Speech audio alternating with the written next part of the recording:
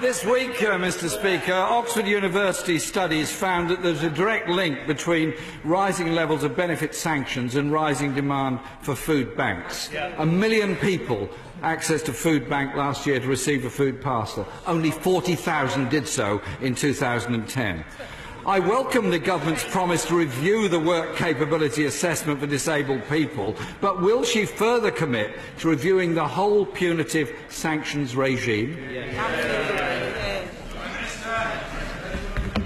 It is absolutely right that in our welfare system we have a system that makes sure that those people who receive benefits are those who it is right to receive benefits. Well, that's why we have assessments in our welfare system.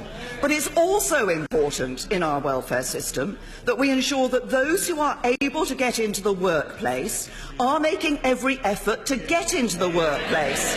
That's why we have sanctions in our system. What the right honourable gentleman wants is no assessments, no sanctions and unlimited welfare. That's not fair to those who are accessing the welfare system, and it's not fair to the taxpayers who pay for it.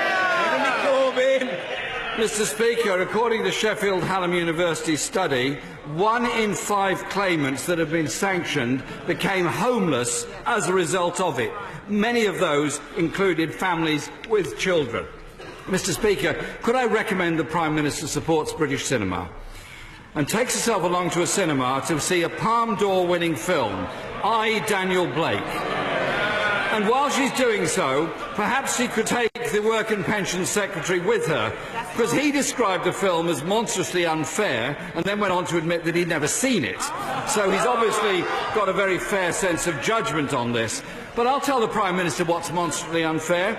Ex-servicemen like David Clapton dying without food in his home due to the government's sanctions regime. It is time that we ended this institutionalised barbarity against often very vulnerable people.